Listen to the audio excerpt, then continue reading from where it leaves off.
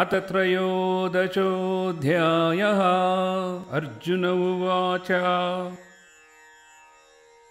प्रकृतिं पुरुषं चैव क्षेत्रं क्षेत्रं ज्ञानम् एव च एतं वेदितुम् इच्छामि ज्ञानं ज्ञेयं च Keshava.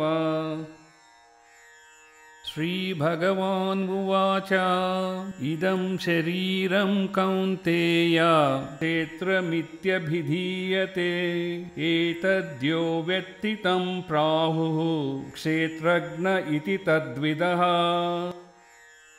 Arjuna said, O my dear Krishna, I wish to know about Prakriti, nature, Purusha, the enjoyer, and the field and the knower of the field, and of knowledge and the object of knowledge. The Supreme Personality of a Godhead said, This body, O son of Kunti, is called the field, and one who knows this body is called the knower of the field. क्षेत्रज्ञां चापि मां विद्धि सर्वक्षेत्रेषु भारत क्षेत्रक्षेत्रज्ञोर्ज्ञानं यत्तज्ज्ञानं मतं मम। O son of Bharata, you should understand that I am also the knower in all bodies, and to understand this body and its knower is called knowledge. This is my opinion. तत्क्षेत्रं यच्च यादृक् च यद्विकार्यतश्च यत् सतयो यत्प्रभावश्च तत्समासेन मा शृणु। Now please hear my brief description of this field of activity and how it is constituted, what its changes are, whence it is produced, who that knower of the field of activities is, and what his influences are. ऋषिभिर्बहुधा गीतं छन्दोभिर्विविधैः पृथक् ब्रह्मसूत्रपदैश्चैव हेतुमद्भिर्विनिश्चितः। Of activities and of the knower of the activities is described by various stages in various Vedic writings. It is especially presented in Vedanta Sutra with all the reasoning as to cause and effect. महाभूतान्यहङ्कारः बुद्धिरव्यक्तमेव च इन्द्रियाणि दशैकञ्च पञ्चचेन्द्रियगोचराः इच्छा द्वेष सुखं दुःखं सङ्घास्तेश्चन धृतिः एतत् क्षेत्रं समासेन सविकारमुदार्तम्। The five great elements, false ego, intelligence, the unmanifested, the 10 senses and the mind, the 5 sense objects, desire, hatred, happiness, distress, the aggregate, the life symptoms and convictions, all these are considered in summary to be the field of activities and its interactions. अमानित्वमदम्भित्वम् अहिंसा क्षान्तिरार्जवम् आचार्योपासनं शौचं स्थैर्यमात्मविनिग्रहः इन्द्रियार्थेषु वैराग्यम् अनहङ्कार एव च जन्म मृत्युजरा व्याधि दुःखदोषानुदर्शनम् असक्तिरनभिष्वङ्गः पुत्रदारगृहादिषु नित्यं च समचित्तत्वम् इष्टानिष्टोपपत्तिषु मयि चानन्ययोगेन भक्तिरव्यभिचारिणी विविक्तदेशसेवितम् अरतीर्जनसंसदि अध्यात्मज्ञाननित्यत्वं तत्त्वज्ञानार्थदर्शनम् एतज्ज्ञानमिति प्रोक्तम् अज्ञानय्यदतोऽन्यथा. Humility, pridelessness, non-violence, tolerance, simplicity, approaching a bona fide spiritual master, cleanliness, steadiness, self-control, renunciation of the objects of sense gratification, absence of a false ego, the perception of the evil of birth, death, old age, and disease, detachment, freedom from entanglement with the children, wife, home, and the rest, even-mindedness amid pleasant and unpleasant events, constant and unalloyed devotion to me, aspiring to live in a solitary place, detachment from the general mass of people, accepting the importance of self-realization, and philosophical search for the absolute truth. All these I declare to be knowledge, and besides this, whatever there may be is ignorance. ज्ञेयं यत्तत् प्रवक्ष्यामि यज्ञात्वानृतमश्नुते अनादिमत्परं ब्रह्म न सत्तानासद्युचे. I shall now explain the knowledge knowing which you will taste the eternal. Brahman, the spirit, beginningless and subordinate to me, lies beyond the cause and effect of this material world. सर्वतः पाणिपादं तत् सर्वतोक्षिशिरोमुखं सर्वतः श्रुतिमल्लोके सर्वमावृत्य तिष्ठति. Everywhere are his hands and legs, his eyes, heads and faces, and he has ears everywhere. In this way, the Supersoul exists, pervading everything. सर्वेन्द्रियगुणाभासं सर्वेन्द्रियविवर्जितम् असक्तं सर्वभृच्छैव निर्गुणं गुणभोक्तृ च. The Supersoul is the original source of all senses, yet he is without senses. He is unattached, although he is the maintainer of all living beings. He transcends the moods of nature, and at the same time he is the master of all the moods of material nature. बहिरन्तश्च भूतानाम् अचरं चरमेव च सूक्ष्मात्वात् तदविज्ञेयं सूक्ष्मात्वात् तदविज्ञेयम्. The supreme truth exists outside and inside of all living beings, the moving and the non-moving. Because he is stable, he is beyond the power of the material senses to see or to know. Although far, far away, he is also near to all. अविभक्तं च भूतेषु विभक्तमिव च स्थितं भूतभर्तृ च तज्ज्ञेयं ग्रसिष्णुप्रभविष्णु च.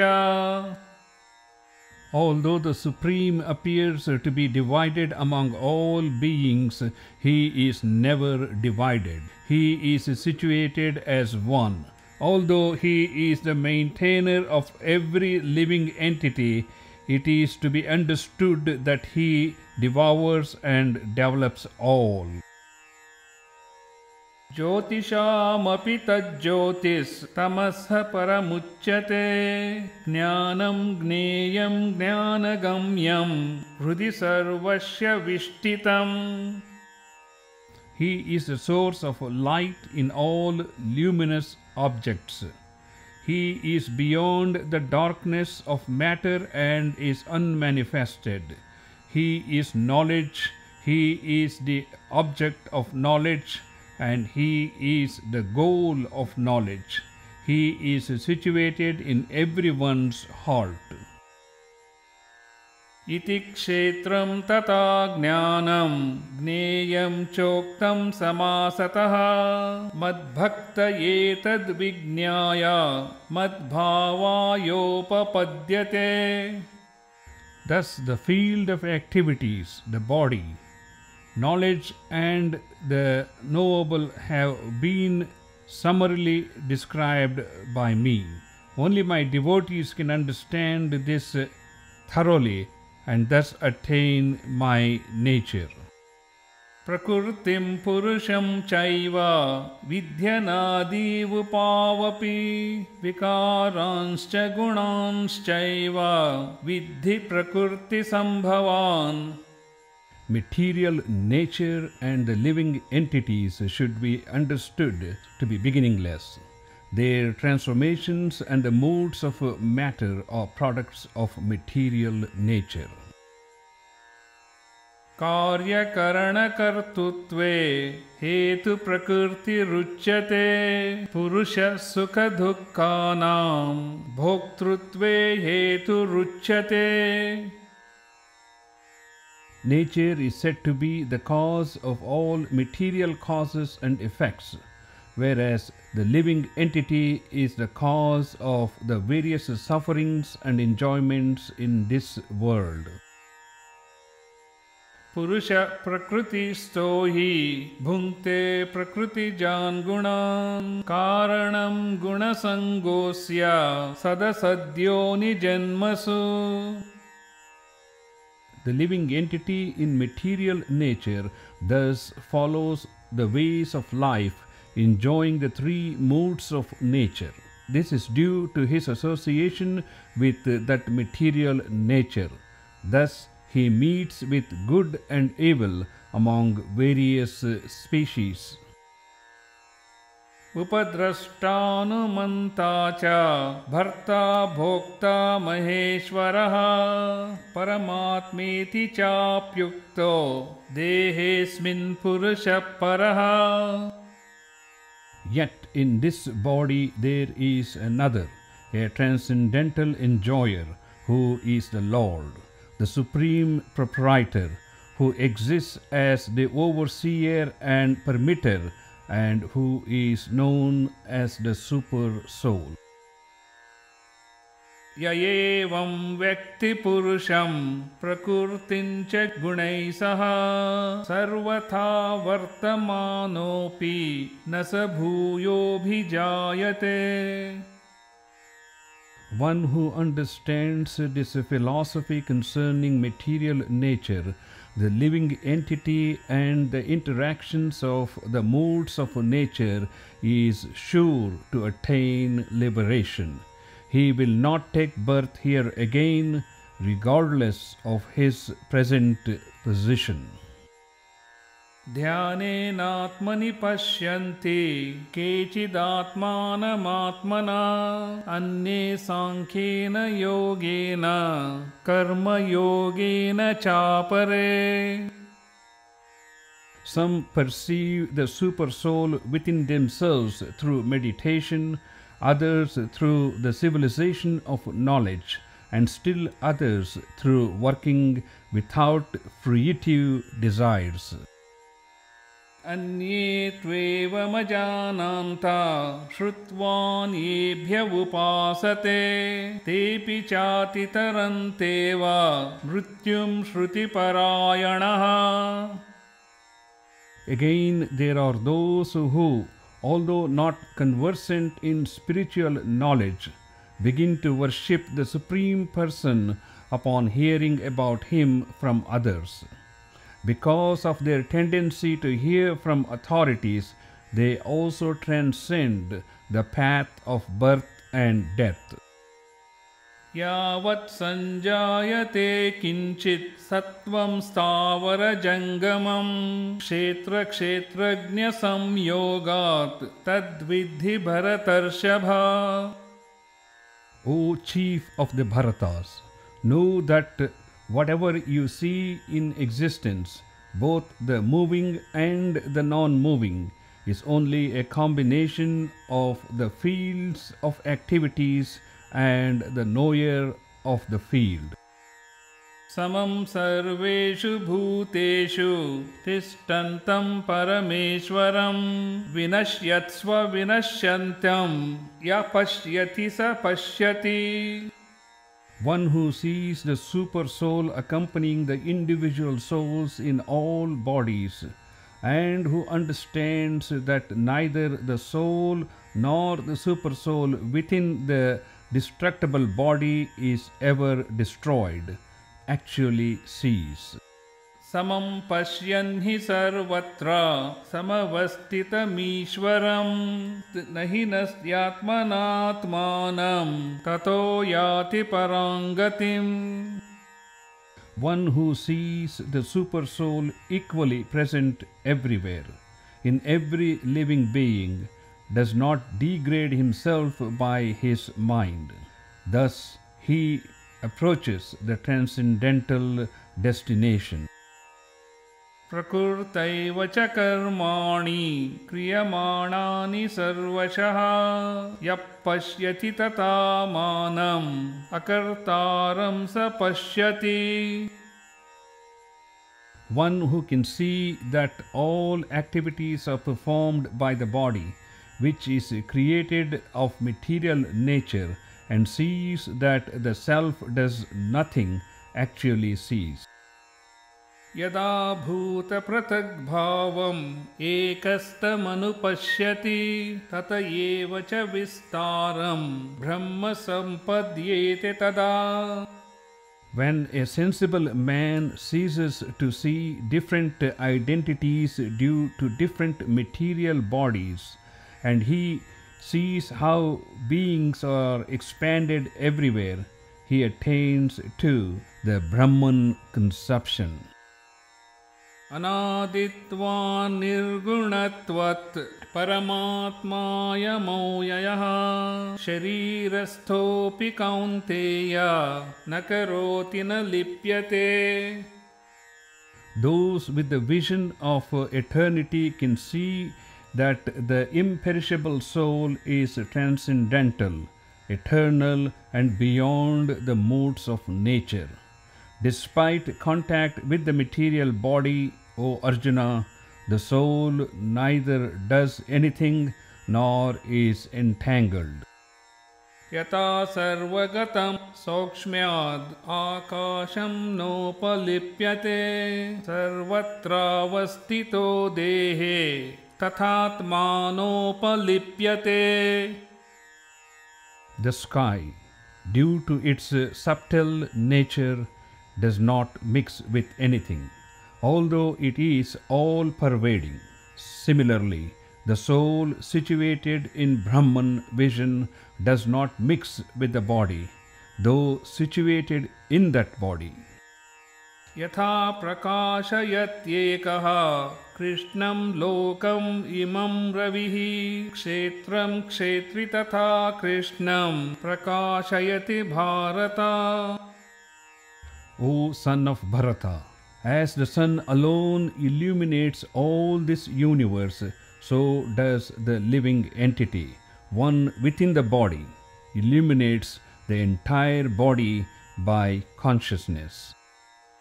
क्षेत्र क्षेत्रज्ञयोरेवम् अन्तरं ज्ञानचक्षुषा भूतप्रकृतिमोक्षं च ये विदुर्यान्ति ते परम्.